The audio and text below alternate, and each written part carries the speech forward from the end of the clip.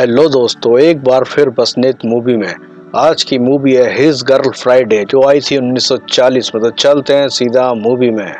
हम देखते हैं हिल्डी जॉनसन को, जो अपने पूर्व पति के मॉर्निंग पोस्ट के अखबार के दफ्तर में आती है, जहां वर्कर अपने काम में व्यस्त होते हैं। फिर वो वहां के लोगों से मिलती है और बातें करती है, क्योंकि वो भी इसी दफ्तर में काम किया करती थी।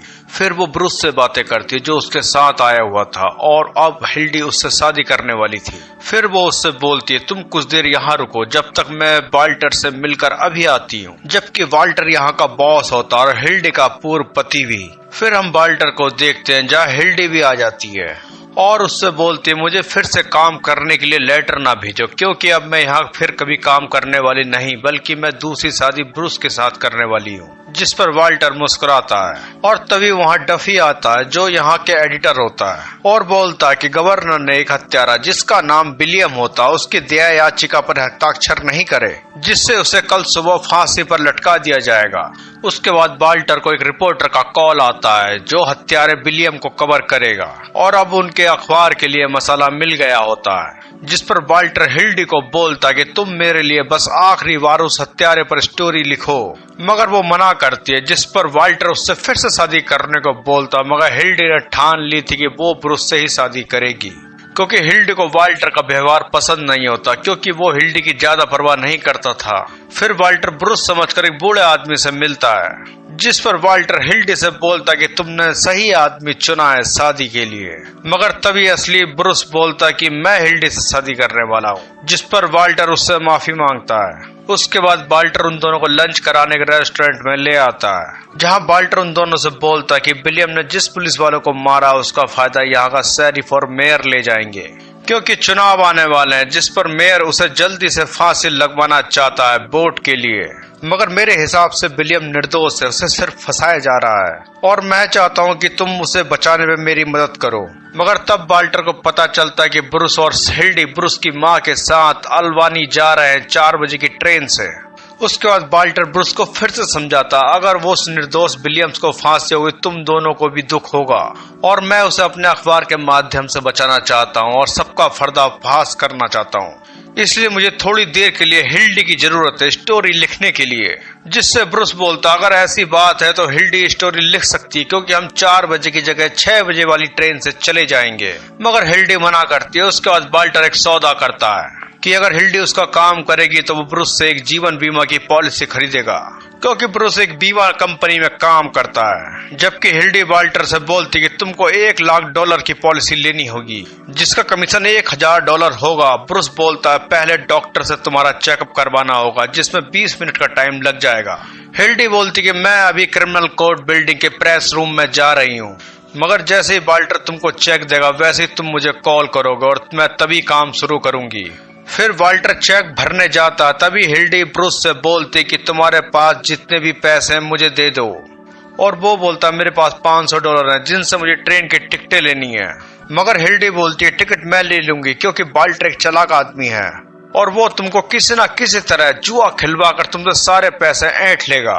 जिससे ब्रूस सारे पैसे उसे दे देता है। फिर हम क्रिमिनल कोर्ट बिल्डिंग के प्रेस रूम में देखते हैं, जहाँ सारे अखबारों के रिपोर्टर होते हैं, और अभी वो लोग टाइम पास के लिए ताश खेल रहे होते हैं। तभी एक रिपोर्टर को फोन पर पता चलता है कि एक मनोवैज्ञानिक डॉक्टर विलियम को देखने आने वाला होता है, और फिर सब फोन पर लग जाते हैं अपने अपने दफ्तर को बताने के लिए। और तभी वहाँ हिल्डी भी आ जाती है। सब लोग उसे पहले से ही जानते थे, क्योंकि वो मॉर्निंग पोस्ट के अखबार की स्टोरी लिखा करती थी। फिर वो सबको बोलती कि मैं कल दूसरी शादी कर रही हूँ, और मैं आज 6 बजे की ट्रेन से अल्बानी अपने पति और उसकी माँ के साथ जा रही हूँ। जबकि उधर डॉक्टर ने वाल्टर का चेकअप कर लिया था। उसके बाद ब्रूस वाल्टर से बोलता, तुम अपना नॉमिनी किसे बनाओगे? इस पर वाल्टर बोलता, हिल्डी को, क्योंकि मैंने हिल्डी के लिए कुछ काम नहीं करा था कभी जिंदगी में, और शायद मेरे मरने के बाद उसे कुछ मिल जाएगा। उसके बाद वाल्टर उसे चेक देता है। उसके बाद ब्रूस को फोन पर हिल्डी को बताने के लिए बोलता है कि तुमको मैंने चेक दे दिया है। फिर ब्रूस हिल्डी से बोलता कि चेक मेरी जेब में आ चुका है। इस पर हिल्डी उससे बोलती कि चेक को अपनी टोपी में छुपा कर रखो, क्योंकि हिल्डी को पता कि वाल्टर इतना शरीफ आदमी नहीं है। उसके बाद ब्रूस वाल्टर से विदा लेकर निकलता, मगर वाल्टर उसके पीछे अपने आदमी लुई को छोड़ देता है। वाकई में हिल्डी वाल्टर के ऊपर शक करती थी। फिर हम उधर देखते हैं जहाँ हिल्डी ने पैसे देकर विलियम के पास आ जाती है और पूछताछ करने लग जाती है उससे, जहाँ विलियम उससे बोलता है मुझे इन लोगों ने पागल साबित कर रखा है, बिल्कुल निर्दोष हूँ, मुझे फंसाया गया है। फिर हिल्डी वहाँ गुलाब देखकर बोलती कि ये किसने दिया, जिस पर वो मॉली का नाम लेता है और बोलता है कि वही एक है जो मुझे समझती है। उसके बाद हिल्डी को वहां से जाने को पुलिस वाले बोल देते हैं। फिर हम मॉली को देखते हैं जो वहां रिपोर्टर से बोलती कि विलियम निर्दोष है, जबकि वहां हिल्डी भी आ जाती है और जो कुछ मॉली बोलती है उसे टाइप करने लग जाती है वो। मगर तभी मॉली एक आवाज सुनकर नीचे देखती है जहां फांसी की प्लेटफॉर्म को चेक करा जा रहा था और ये देखकर वो उन पर बरस पड़ती है। फिर हिल्डी उसे अपने साथ बाहर ले जाती है और वापस आने पर उसे ब्रूस का फोन आता है, जिसे सुनकर हिल्डी वहां जल्दी जल्दी भाग जाती है, जिससे वो शेरिफ हार्डविल से टकरा जाती है, जिससे उसे चोट लग जाती है। फिर वो उन सबको बोलता कि मेरे पास फांसी की टिकट आ गई है, मगर उससे बोला जाता कि तुम फांसी 7 बजे की जगह 5 बजे की कर दो, जिससे हम अखबार में जल्दी से छपवा सके। उधर हम जेल में देखते जहाँ ब्रूस को घड़ी चुराने के इल्जाम में बंद कर दिया होता है और ये सब वाल्टर के दोस्त लुई की कारस्तानी थी। फिर हिल्डी उसे छुड़वा लेती है। फिर वो चेक के बारे में पूछती है जिस पर ब्रूस उसे दिखाता हुआ हंसता है। फिर वो हिल्डी रख लेती है, मगर तभी उसे पता चलता है कि उसका पर्स भी मार लिया गया है। फिर हिल्डी उसे कार में रुकने को बोलती है और मैं बस थोड़ी देर में अभी आती हूँ। और फिर वहां आकर वो टाइप करा हुआ लेटर फाड़ देती है और वाल्टर से फोन पर कहती कि तुमने ब्रूस के साथ जो कुछ करा वो ठीक नहीं करा और अब मैं तुम्हारा कोई काम नहीं करने वाली हूँ, मैं ब्रूस के साथ जा रही हूँ अब। उसके बाद हम विलियम को देखते हैं जहाँ डॉक्टर उसका चेकअप कर रहा होता है, साथ में शेरिफ भी था। जबकि हम प्रेस रूम में देखते हैं जहाँ हिल्डी खुशी से बोल रही होती कि अब मैं जा रही हूँ शादी करने के लिए, मगर गोलियों की आवाज सुनकर सब खिड़की से बाहर झांकते हैं। तब उनको पता चलता है कि विलियम वहां से भाग गया है और फिर जगह जगह खलबली मच जाती है, जबकि सारे रिपोर्टर अपने अपने रिपोर्ट अपने ऑफिस दफ्तर देते हैं। ये देखकर हिल्डी भी वाल्टर को फोन करती कि और सब कुछ बता देती है उसे। वाल्टर उससे फिर से काम करने को बोलता, मगर हिल्डी उसे $450 मांगती है और बोलती है जल्दी करो क्योंकि ब्रूस नीचे टैक्सी में मेरा इंतजार कर रहा है। उसके बाद वाल्टर एक लड़की को ब्रूस को फिर से फंसा देने के लिए भेज देता है और लुई को नकली रुपए हिल्डी को देने को बोलता है। उसके बाद हिल्डी के पास ब्रूस का फोन आता है कि जो फिर से गिरफ्तार हो चुका होता है, जो वाल्टर का काम था। मगर हिल्डी बोलती है मुझे अभी थोड़ा सा काम है, तुमसे मैं बाद में मिलती हूँ अभी।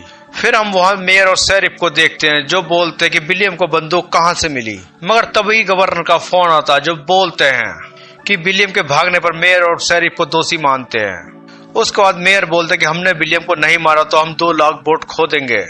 उसके बाद वो दोनों वहां चले जाते हैं जहां मेयर शेरिफ से बोलता कि मैं तुम्हारा टिकट कटवा दूंगा अगर विलियम ना मिला तो। तभी वहां गवर्नर का लेटर लेकर पेटी बॉल नाम का आदमी आता है, जिसे मेयर और शेरिफ को दोषी मानकर उनसे जवाब मांगा जाता है। पर मेयर पेटी बॉल को रिश्वत देता है कि अब जैसा हम कहें वैसे तुमको करना होगा और हम तुमको $350 हर महीने की तनख्वाह देंगे और तुमको सिटी सीलर बना देंगे। और वो मान जाता है। फिर हम लुई को देखते हैं जो हिल्डी को वही नकली नोट देता है जो वाल्टर ने उसे देने को कहे थे। फिर हिल्डी ब्रूस का पर्स भी मांगती है जो वो उसे दे देता है। उसके जाने के बाद जैसे हिल्डी फोन करने वाली होती है वैसे वहां विलियम भी पिस्तौल लेकर आ जाता है। फिर हिल्डी उससे समझा बुझाकर उससे पिस्तौल ले लेती है और उसको छुपाने की कोशिश करती है। उसके बाद वो वाल्टर को भी विलियम वाली बात बता देती है। फिर वहां मॉली आती है जिसे देखकर विलियम बोल जाता है, जिससे हिल्डी को उसे अंदर आने देना पड़ता है। फिर वो मॉली को बताता कि मैं किस तरह जेल से भागा। मगर तभी वहां रिपोर्टर आते हैं, मगर दरवाजा अंदर से हिल्डी ने बंद कर रखा था।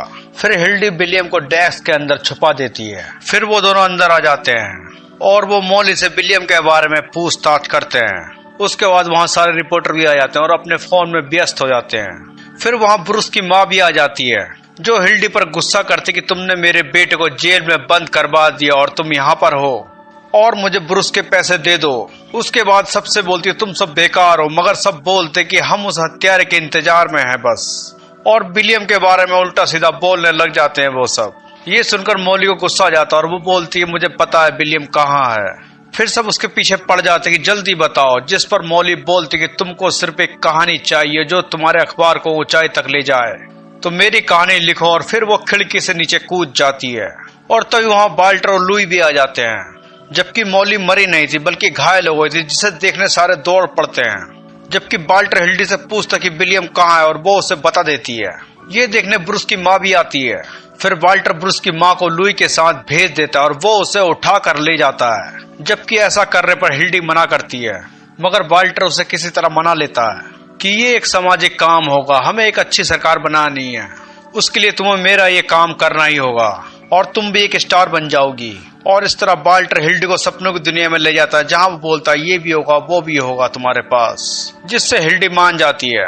फिर वाल्टर वहीं से डफी को फोन करके स्टोरी बताता है कि इसे अभी अखबार में छपवाना है। फिर वो दोनों काम पर लग जाते हैं, मगर तभी वहां ब्रूस भी आ जाता है, जिसे देखकर हिल्डी बोलती है तुम जेल से कैसे छूटे, और वो बताता है, मगर वाल्टर के कहने पर हिल्डी फिर से काम पर लग जाती है। उसके बाद ब्रूस अपनी माँ के बारे में पूछता, मगर हिल्डी काम की वजह से कुछ नहीं बता पाती। फिर वो हिल्डी से वही रुपए लेता है जो वाल्टर ने उसे दिए थे और बोलता कि मैं 9 बजे की ट्रेन से जा रहा हूँ, अगर तुमको आना है तो आ जाना।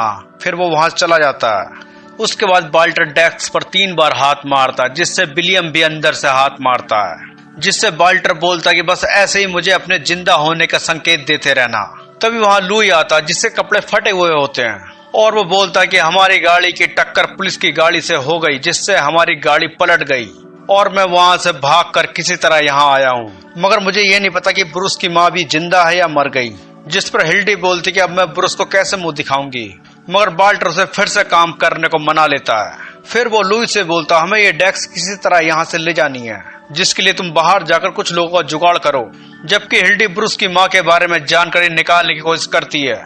फिर वो उनकी तलाश में जैसे ही बाहर जाती है, वैसे ही वहाँ सारे रिपोर्टर और शरीफ भी आ जाते हैं और वो सब हिल्डी को पकड़ लेते हैं। फिर वो वाल्टर को भी देखते हैं, जबकि हिल्डी उनसे बोलती कि मुझे अपनी सास को ढूंढने जाना है। जबकि शरीफ विलियम के बारे में उससे पूछता, मगर हिल्डी कुछ नहीं बताती, बल्कि विलियम के पास जो पिस्तौल थी वो गिर जाती है। फिर वो उसे वाल्टर को देती है, मगर शरीफ देखने पर बोलता है कि ये पिस्तौल तो विलियम लेकर भागा था जेल से। उसके बाद शरीफ उनके अखबार मॉर्निंग पोस्ट पर 10,000 जुर्माना लगाने की धमकी देता है और बोलता जल्दी मुझे बताओ कि विलियम कहाँ है।